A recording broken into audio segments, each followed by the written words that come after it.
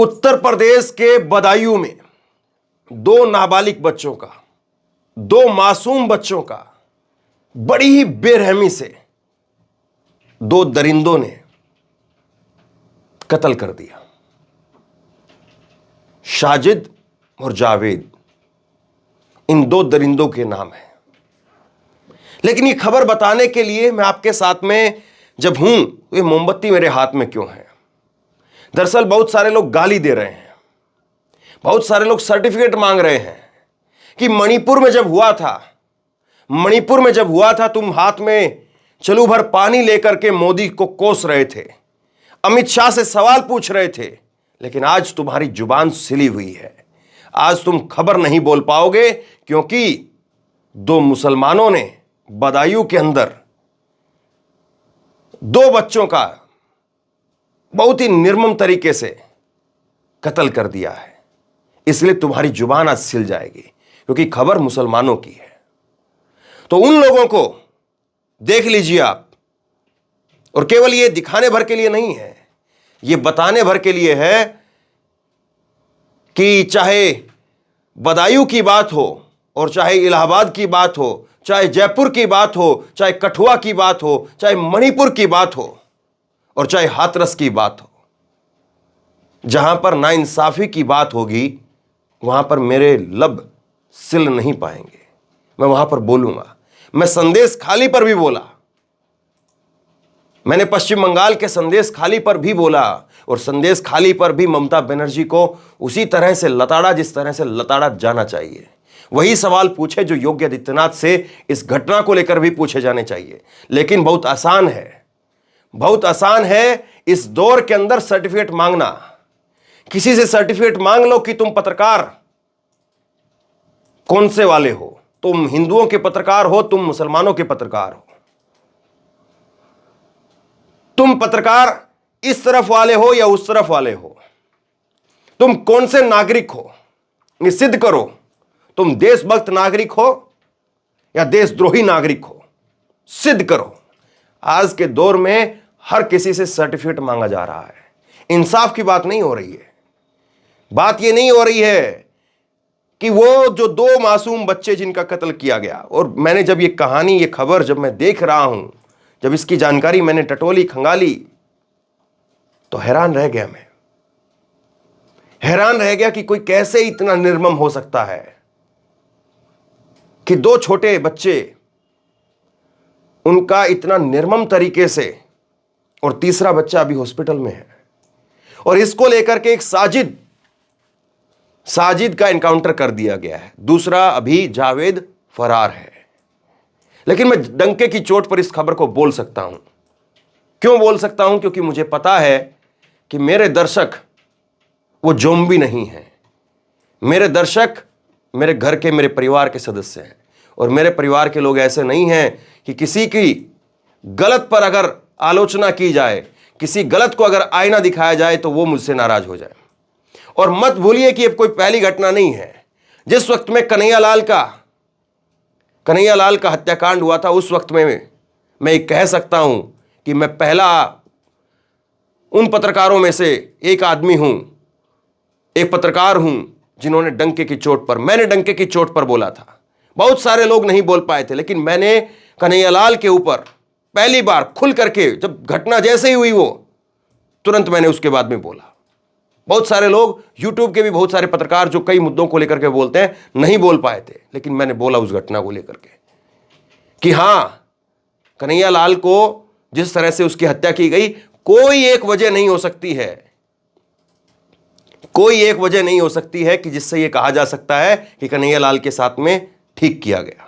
और उसके बाद में जब मैं राजस्थान चुनाव में गया तो उसके बाद में भी घंटों भर तक मैं उन लोगों से जूझता रहा, अपनी जान का खतरा लेकर के उन लोगों से जूझता रहा जो कन्हैया लाल के नाम पर झूठ फैला करके प्रोपेगेंडा वहां पर फैलाने का काम कर रहे थे।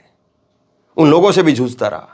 मैं कठुआ पर भी बोला, क्योंकि मैं एक इंसान हूं, पत्रकार होने के साथ साथ मैं एक इंसान हूं, और मुझे हर गलत चीज से, हर बुरी चीज से चुभन होती है, दर्द होता है, और मुझे लगता है कि मेरा कोई अपना है जिसको जिसको इतनी निर्मम तरीके से मार दिया गया है। आज जब वो बच्चे, दो बच्चे जिनकी निर्मम तरीके से हत्या की गई, साजिद और जावेद, उन दो दरिंदों ने जिस बेरहमी से उन दो बच्चों की हत्या की, तो उन बच्चों में मुझे अपने बच्चे दिखाई देने लगे। मुझे लगा कि जैसे कोई अगर कल को मेरे बच्चों के साथ कर दे तो मेरे ऊपर क्या बीतेगी। मैं हर चीज को ऐसे ही देखता हूं। और जिन लोगों को केवल बदायूं दिखाई दे रहा है, उनको इलाहाबाद दिखाई नहीं देगा। इलाहाबाद के अंदर भी एक इसी तरह की घटना हुई है, जहां पर एक बुआ ने अपने ही दो भतीजों की, बिल्कुल मासूम, इनसे भी कम उम्र के, ये साजिद और जावेद ने जो जिनको मारा है, जिनका कत्ल किया है, वो कोई 8 साल और 12 साल की उम्र थी। लेकिन इलाहाबाद के अंदर जिस बुआ ने दो बच्चों को, मासूम बच्चों को, छोटे छोटे नाबालिग भतीजों को मौत के घाट उतार दिया, वो खबर बदायूं पर चर्चा करने वालों को नहीं चाहिए। और जो बदायूं पर चर्चा नहीं चाहते, वो कह रहे हैं कि इलाहाबाद पर जिक्र करिए। मेरे लिए इलाहाबाद की खबर भी उतनी ही जरूरी है जितनी खबर बदायूं की जरूरी है। और मुझे लगता है, और मैं अगर खुल करके कहूं तो इस देश के मुसलमान के लिए मैं खुल करके डंके की चोट पर कह सकता हूं कि इस देश में कोई भी इंसाफ पसंद एक भी मुसलमान ऐसा नहीं होगा। जो इंसाफ पसंद नहीं है, वो हिंदू भी वैसा ही है, मुसलमान भी वैसा ही है, सिख भी वैसा ही है, ईसाई भी वैसा ही है, पारसी भी वैसा ही है। लेकिन अगर कोई इंसाफ पसंद अगर मुसलमान है, तो मैं डंके की चोट पर इस बात को कह सकता हूं कि बदायूं की घटना से उसको भी उतना ही दर्द हुआ होगा जितना मुझे हुआ है और जितना आपको हुआ है। अगर आप हिंदू मुसलमान में देखेंगे तो कोई आपको अंतर नहीं दिखाई देगा, लेकिन अगर आप एजेंडे में देखेंगे तो आपको बहुत अंतर दिखाई देगा। हिंदू को भी बदायूं की घटना से उतना ही दर्द हुआ है जितना दर्द आपको हो रहा है या किसी और को हो रहा होगा। और जब ये घटना, बदायूं की जब घटना मैंने देखी, तो मैं विश्वास नहीं कर पाया कि ऐसा कैसे हो सकता है। ऐसा कैसे हो सकता है कि कोई आए घर पर, जिन लोगों को इसका बैकग्राउंड नहीं पता है उनको मैं थोड़ा सा इसका बैकग्राउंड बता देता हूं। थोड़ा सा इसका बैकग्राउंड देख लीजिए। बदायूं के अंदर साजिद और जावेद, इन दोनों लोगों के ऊपर यह आरोप है, एक का एनकाउंटर कर दिया गया है। साजिद नाई का एक खोखा चलाता है, नाई की एक छोटी सी दुकान चलाता है।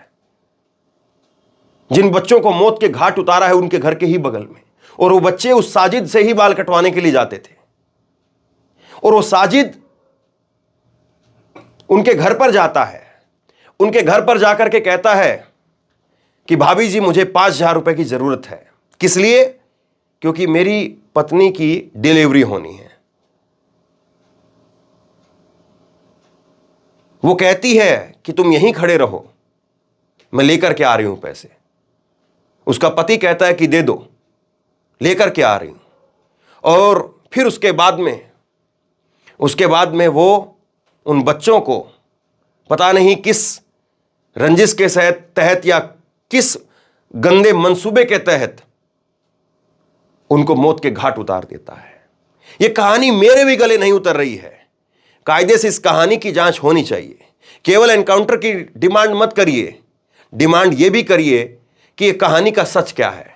हां, एक बात मैं अभी कह सकता हूं, वो ये कि चाहे इसके पीछे कोई भी वजह हो,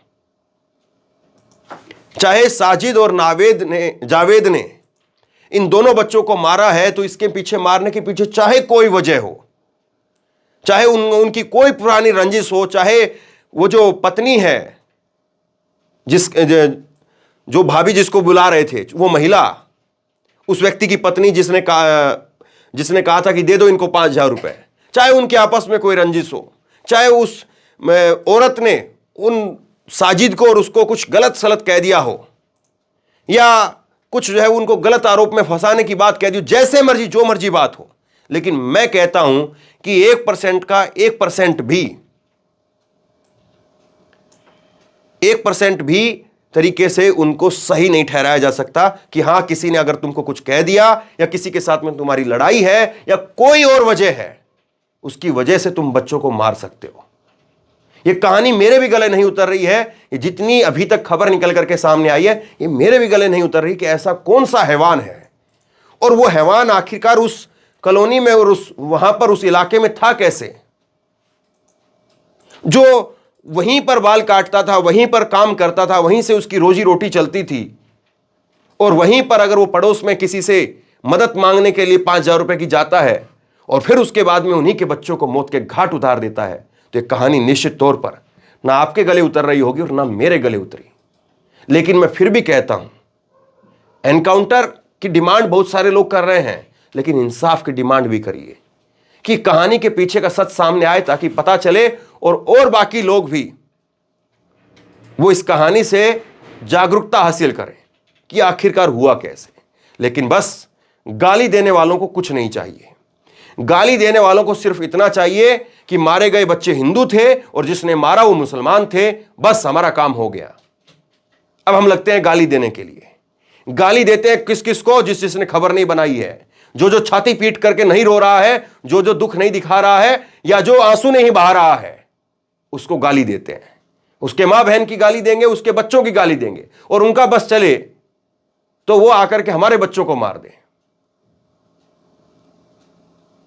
उनका बस चले तो वो फिर उसके बाद में साजिद और जावेद के पूरे परिवार को मार दे। हालांकि मैं एक चीज आपको बता दूं कि साजिद की मां निकल करके सामने आई है, और साजिद की मां ने कहा है कि जो अगर मेरे बच्चे के साथ में जो एनकाउंटर किया गया तो उसका ठीक किया गया। अब ये आप कह सकते हैं कि एक डर होगा शायद उसको, कुछ लोग कह सकते हैं कि शायद उसको अपने घर टूटने का डर होगा, इसीलिए किसी ने उसको समझाया होगा कि ऐसे बोलो तो शायद तुम्हारा घर तो बच जाए, जो जाना था वो तो चला गया। लेकिन जरा तसल्ली से, इत्मीनान से बैठ करके ये सोचिए कि कैसा देश बना दिया गया है।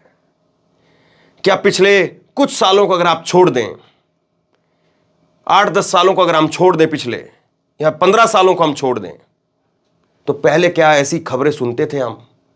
क्या कोई कन्हैयालाल की खबर सुनते थे? क्या कोई इस तरह से मासूम बच्चों को मौत के घाट उतार दे, इस तरह की खबर सुनते थे क्या? हां, यह सही है कि इस देश में हिंदू मुसलमान के दंगों का एक बहुत पुराना इतिहास है। हां, यह सही है कि कांग्रेस के राज में भी कई दंगे हुए हैं, और कांग्रेस के राज में भी दंगों के अंदर, हिंदू मुसलमान के दंगों में सैकड़ों लोगों की जानें गई हैं, हजारों लोगों की जानें गई हैं, और इसको लेकर के दर्जनों भर अलग अलग घटनाएं, तारीखों के साथ में उनका जिक्र किया जा सकता है। लेकिन पारिवारिक तौर पर जिस तरह की नफरत आज फैल रही है, क्या वो पहले थी? सवाल इस बात का है। तो मैं समझता हूं कि आप लोग, मेरे जो दर्शक हैं, मेरा जो परिवार है, वो ज़ॉम्बी नहीं है। मेरा जो दर्शक है वो जानता है इस बात को कि चाहे जहां पर भी हो। मुझे याद है दिल्ली के अंदर एक मस्जिद में एक मौलवी ने इसी तरह से एक लड़की का रेप कर दिया था, और मैं उस घटना पर बोला था, खुल करके बोला था, और कभी किसी दर्शक ने मुझे यह नहीं कहा कि धर्मेंद्र तुमने ये गलत बोल दिया है। कोई मेरा मुस्लिम दर्शक या कोई मेरा हिंदू दर्शक इस बात को लेकर के आलोचना नहीं करता है। वो ये कहता है कि गलत हुआ और उस गलत के साथ तुम खड़े हुए, ये तुमने सही किया। और चाहे हाथरस की बात हो, चाहे संदेश खाली की बात हो, मैंने ममता बनर्जी से वही सवाल पूछे जो योगी आदित्यनाथ से, और सवाल योगी आदित्यनाथ से क्यों ना हो, केवल हम समाज, सिस्टम और इस सब में बात करते रहें कि वो नफरत कैसे आ गई। इस नफरत के पीछे कौन है? ये जो नफरत लोगों तक पहुंची है, इसको बांटने वाला कौन है? इसको बढ़ाने वाला कौन है? इसको घर घर तक पहुंचाने वाला कौन है? केवल एनकाउंटर भर से हम खुश हो जाएं तो याद करिए, एक एनकाउंटर हैदराबाद में भी हुआ था। क्या उसके बाद में रेप की घटनाएं बंद हो गई? एक महिला डॉक्टर के साथ में जो स्कूटी पर जब वो जा रही थी, क्या उसके बाद में रेप की घटनाएं बंद हो गई? सजा होनी चाहिए, सजा डंके की चोट पर होनी चाहिए, और जितनी कठोर सजा हो सके उतनी कठोर होनी चाहिए, और जितनी जल्दी हो सके उतनी जल्दी होनी चाहिए। लेकिन मूल बात, मूल समस्या, क्या उसका कोई जिक्र कर रहा है? क्या उस पर कोई बात कर रहा है कि आखिरकार फैल किसकी वजह से रहा है? केवल मोमबत्ती दिखा देने से, मोमबत्ती उठा लेने से और यह बता देने से कि हां मैंने उस घटना पर रोया था, या मैं उस घटना पर रोई थी, या उस घटना पर हमने प्रदर्शन किया था, या उस घटना पर हमने कैंडल मार्च किया था, या उस घटना पर हम निकल करके आए थे, इससे समस्या का हल नहीं होगा। समस्या का हल तब होगा जब ये लोगों के सामने लाया जाएगा कि इस नफरत के पीछे असली चेहरा कौन है, इस नफरत को लोगों के दिलों तक पहुंचाने वाला जिम्मेदार व्यक्ति कौन है, और वो विचारधारा कौन है, कौन सी वो विचारधारा है जिसकी वजह से। और आज भी मैं कुछ चैनलों पर देख रहा हूं, कुछ लोगों के इस घटना के बाद में इंटरव्यू करवाए जा रहे हैं, और वो लोग कह रहे हैं कि देखिए पहले दानवों के और देवों के अलग अलग स्थान होते थे।